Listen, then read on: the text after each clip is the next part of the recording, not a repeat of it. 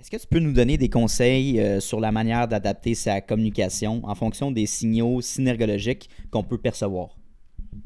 Oui, tout à fait. C'est une question difficile parce que normalement, ça se fait en classe avec beaucoup de nuances.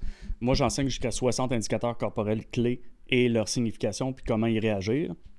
Je vous en nomme deux, en fait. Tiens, je fais ce petit cadeau-là. La première, puis là, je les prends un peu au hasard. Quand quelqu'un se caresse ou se gratouille légèrement la nuque du côté droit, super important. Donc, du côté droit ou dans le centre, comme ça ici, là, ce visuel-là, changer de sujet. C'est que la personne ne veut pas parler de ça. 9 fois sur 10, ça, c'est pas des mathématiques.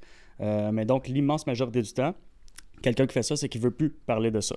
Donc, la bonne chose à faire, c'est de changer de sujet, à moins que vous soyez en intervention psychosociale et que le Oh, but, ce wow. soit de gratter le bobo. Donc là, c'est deux pistes différentes qui peuvent être exploitées, deux manières différentes d'y réagir. Deuxième exemple, encore pris au hasard.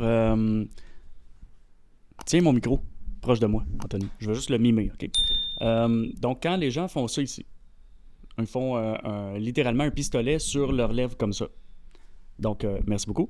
À ce moment-là, c'est que la personne a quelque chose à dire, puis assez souvent, ça va être une petite grenade, là, c'est un coup de fusil. Hein? Donc, je me retiens de parler, puis probablement qu'il va avoir un impact un peu percutant chez l'autre. Donc, mon conseil, quand vous voyez les gens faire ça, on voit ça souvent en meeting, en passant, là, c'est rare que les gens font ça dans la rue. Hein? Donc, ça prend une interaction, puis avec une table, ça va bien, parce que les gens sont accoudés, ils font ça devant leurs lèvres.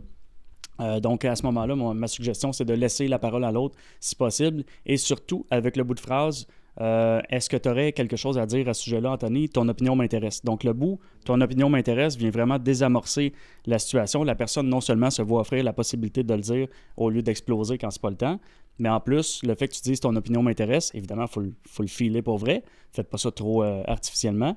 La personne va se sentir vraiment accueillie, en fait, dans son opinion.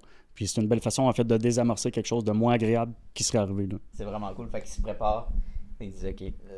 C'est comme si, un peu, je lève ma main pour dire quelque chose. Mais ça, c'est indirectement, je me prépare à dire quelque chose d'intéressant. Ben, c'est qu'il y a quelque chose qui irrite la personne, puis elle se demande comment elle va le dire. Fait que finalement, elle se retient, mais à un moment donné, ça sort de façon spontanée, de façon impulsive, puis ça sort tout croche. Donc, c'est quelque chose qui l'irrite, puis qu'elle est vraiment dans la rétention un peu de sa manière de réagir, là.